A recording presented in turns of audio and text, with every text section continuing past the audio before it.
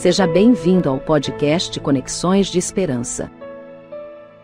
Este áudio é reprodução de leituras e reflexões diárias matinais de textos de Ellen White, feitas pelo pastor Carlos Alvarenga por videoconferência, através do aplicativo Zoom e transmitidas ao vivo pelo canal Conexões de Esperança no YouTube.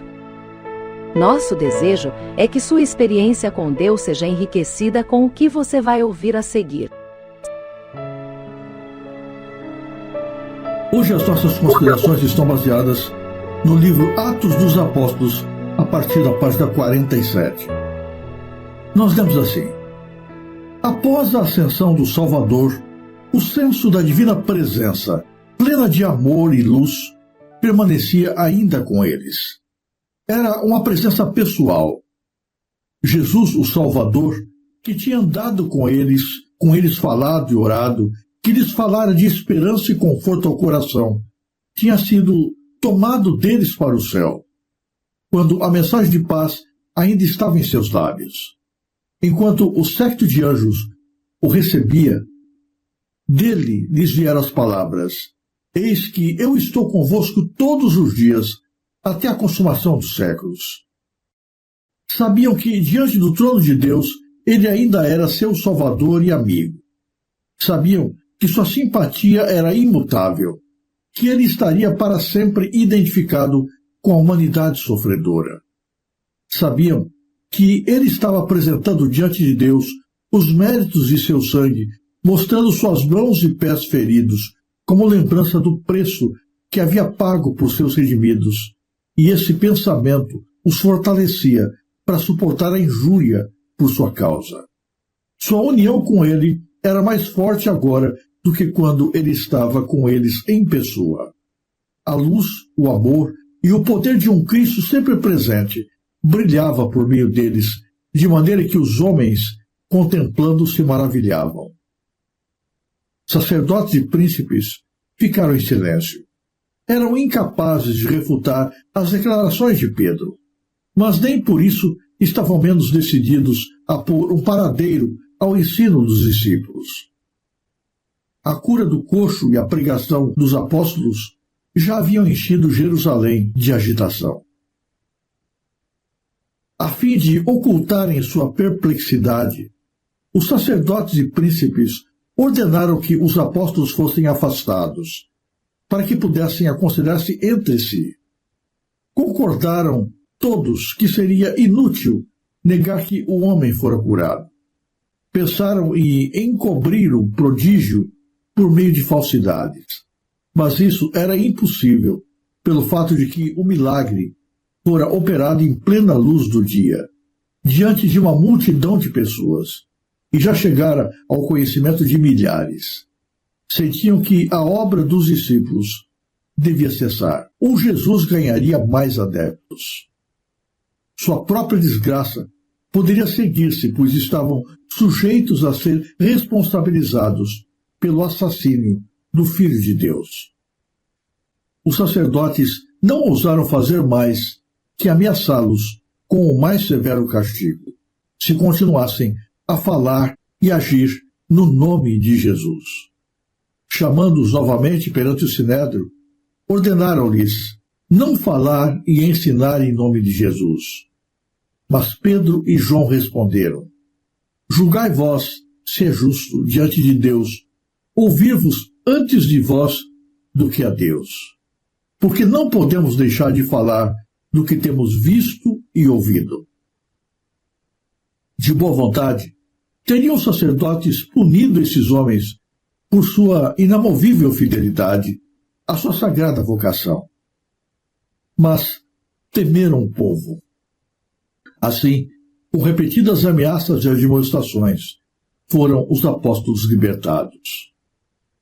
Enquanto Pedro e João estavam prisioneiros, os outros discípulos, conhecendo a malignidade dos judeus, haviam orado incessantemente por seus irmãos, temendo que a crueldade mostrada para com a pessoa de Cristo pudesse repetir-se.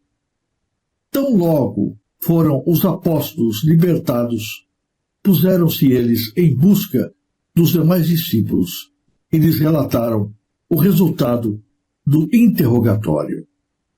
Grande foi a alegria dos crentes. Unânimes, levantaram a voz a Deus e disseram: Senhor, Tu és o que fizeste o céu e a terra, e o mar e tudo que neles há. Agora, pois, ó Senhor, olha para as suas ameaças e concede-nos, aos teus servos, que falem com toda ousadia a tua palavra, enquanto estendes a tua mão para curar, e para que se façam sinais de prodígios pelo nome do teu santo Filho Jesus. Os discípulos oraram para que maior força lhes fosse concedida na obra do ministério. Enquanto suas orações, unidas, ascendiam em fé ao céu, veio resposta. Moveu-se o lugar onde estavam reunidos e novamente foram cheios do Espírito Santo. Com o coração cheio de ânimo, de novo saíram para proclamar a palavra de Deus em Jerusalém. E os apóstolos davam com grande poder testemunho da ressurreição do Senhor. E Deus abençoava maravilhosamente os seus esforços. Os líderes da religião judaica imaginavam que haviam destruído para sempre a religião proclamada por Jesus Cristo, pregando-o à cruz. Mas se enganaram redondamente quanto àquilo que imaginavam que deveria acontecer. Agora, Cristo não estava mais presente, mas ali estavam os seus discípulos, anunciando com ousadia e poder a mesma mensagem do Salvador. Agora, ainda mais completa, porque falava de um Cristo que havia sofrido, que havia sido injustamente condenado, que havia sido pregado à cruz e colocado numa sepultura, mas que ressuscitara com poder e subira aos céus. Imaginavam eles que com Jesus cessaram as suas maravilhas e milagres, mas descobriram que o ministério de Cristo continuava por intermédio dos seus apóstolos. Diante da cura do paralítico à porta do templo, não sabiam o que fazer. O seu primeiro ímpeto foi dizer que tudo era uma ilusão. Nenhum milagre havia acontecido. Mas não podiam negar o fato. Muitas pessoas haviam presenciado o milagre. A notícia já se havia espalhado. Certamente, espalhar mentiras não mudaria a verdade e levantaria ainda mais a oposição contra eles. Então, resolveram reunir os 2 apóstolos que realizaram aquele milagre para ameaçá-los. Lá estavam, diante dos sacerdotes, dos fariseus, Pedro e João. Eram os mesmos 2 discípulos de antes. Só que antes, enquanto Jesus estava vivo, o seu coração tantas vezes estivera temeroso, ansioso, duvidoso. O próprio Cristo viu Pedro, na noite em que ele foi traído, negar vergonhosamente a Jesus e fugir, porque tinha medo pela sua própria vida. Ali estavam os mesmos discípulos que, junto com os demais, haviam se trancado no cenáculo, temendo serem encontrados e presos, tendo que enfrentar a mesma sorte que Jesus havia suportado. Só que a sua atitude agora era diferente. Antes se mostraram fracos, dúbios, inseguros, temerosos, traidores, não confiáveis. Mas agora eram outras pessoas. E a razão da mudança era clara. É que eles haviam visto Jesus ressuscitado. Sabiam que Jesus estava vivo, Jesus tinha poder e Jesus estava com eles. Agora, haviam sido batizados pelo Espírito Santo, estavam cheios do poder do Espírito. E ninguém podia roubar isso deles. Os sacerdotes perceberam que nada daquilo que eles diziam podia intimidá-los. Não ousaram ir além das ameaças. Mas os discípulos entenderam que a sua jornada não seria fácil. Eles seriam perseguidos pelo nome de Jesus. eles teriam que enfrentar oposição por proclamarem a Cristo. Os outros apóstolos ficaram aguardando para ver o que aconteceria. Quando a reunião terminou, Pedro e João foram ao encontro dos seus irmãos e contou para eles tudo o que havia ocorrido. E agora todos se uniram numa reunião de oração. É interessante observarmos o que eles pediram. Eles não clamaram ao Pai rogando por proteção. Não pediram a Deus que simplesmente preservasse a sua vida. Não pediram para que não tivessem dificuldades, para que não enfrentassem obstáculos, para que seu caminho fosse fácil. Eles pediram mais poder. Eles pediram mais da presença de Jesus. Eles pediram mais do Espírito Santo. Eles pediram mais ousadia para continuar testemunhando de Cristo, mesmo que, como Jesus, fossem chamados à morte. E, de fato, foram chamados para morrer por Cristo. Todos eles sofreram terrivelmente. O único que não foi martirizado foi João. E não porque não houvesse tentativa, mas porque Deus miraculosamente o livrou. Todos sofreram bastante e morreram por causa de Jesus. Mas eles não estavam mais preocupados consigo mesmos, com o seu futuro e com o seu bem-estar. Eles tinham a certeza de que Cristo estava vivo. Cristo estava com eles e ninguém podia calar o seu testemunho. Sob a unção do Espírito Santo, haveriam de proclamar poderosamente Jesus, a tempo e fora de tempo, em momentos de paz e de perseguição, em liberdade ou mesmo atrás das grades. Ninguém os impediria de mostrarem ao mundo quem é Jesus, qual o seu poder, qual a sua obra, aquilo que ele faz, aquilo que ele é e aquilo que ele promete para os seus filhos. Nós somos parecidos com os discípulos. Na maioria das vezes, parecidos com eles antes da morte de Jesus. Apesar de toda a nossa aparência exterior, nós somos um depósito de medo, de ansiedade, de desejo de autopreservação. Nós fazemos tudo para nos poupar de sofrimento, de dificuldades, de lutas, de provações. Nos escondemos e fugimos com medo das mais diferentes e simples circunstâncias. Não somos diferentes dos discípulos. Mas quando nós enxergamos o Cristo vivo, quando os nossos olhos se enchem com a visão e o nosso coração com a certeza de que Cristo tem poder e que Cristo está conosco todos os dias, então a nossa realidade muda. Nós passamos agora a ser ousados em nome do Senhor.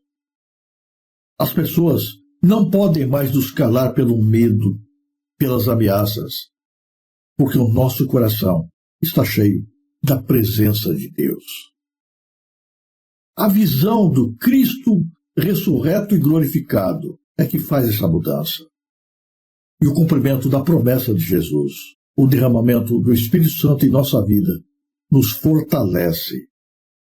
Após terem orado fervorosamente, novamente, de maneira visível, o Espírito é derramado sobre eles, e eles agora pregam de maneira poderosa, sem medo, sem receios. E quando eles abrem os seus lábios, o milagre da conversão de milhares de pessoas se repete. Ainda com mais poder, porque Deus estava com eles. Eu fico pensando, por que hoje os nossos esforços são tão pequenos em resultados? Quantas vezes a gente gasta tanto tempo em planejamento, em recursos, em tempo, para realizar um evangelismo, e vemos tão poucas decisões? A resposta pode ser encontrada aqui, nesta história. O problema é que a gente proclama, mas falta um pouco mais de poder na proclamação, de convicção naquilo que dizemos. Falta olharmos um pouco mais para o Cristo vivo e sermos cegados pela sua visão. Falta sermos cheios do poder do Espírito. Como precisamos da chuva, porque a terra está seca. De vez em quando cai um pouquinho de água dos céus, mas a terra ainda está seca. Os mananciais estão com nível bem baixo. Em alguns lugares está faltando água literalmente. Essa é a condição da terra física. Mas não é só a terra física que sofre. Nós também estamos secos espiritualmente. E nós precisamos da chuva do Espírito, da chuva serôdia, do seu poder. Chega de mediocridade na proclamação do Evangelho. É tempo de a igreja se levantar de maneira gloriosa e poderosa para concluir a obra. Nós temos nos acomodado aqui. De algum modo, permanecer aqui tem sido razoavelmente bom. Mas aqui não é o nosso lugar. Chegou a hora de voltarmos à casa do Pai. Mas antes que Cristo venha, este Evangelho do Reino deverá ser proclamado a todo mundo e testemunho a todos os agentes. A mensagem precisa ser proclamada, e o agente de proclamação somos nós. É tempo de recebermos o poder de Deus e de trocarmos as nossas fraquezas, os nossos medos, as nossas limitações, pelo poder ilimitado do bendito Espírito Santo de Deus.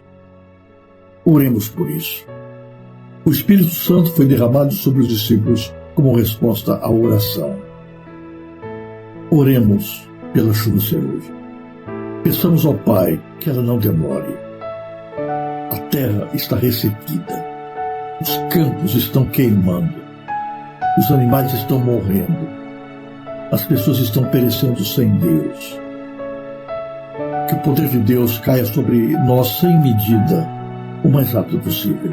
E vejamos Jesus em poder e glória das nuvens dos céus, logo, muito em breve. Se você apreciou este áudio, inscreva-se no canal para continuar conosco nesta jornada de crescimento espiritual. E se puder, não se esqueça de compartilhar com outras pessoas.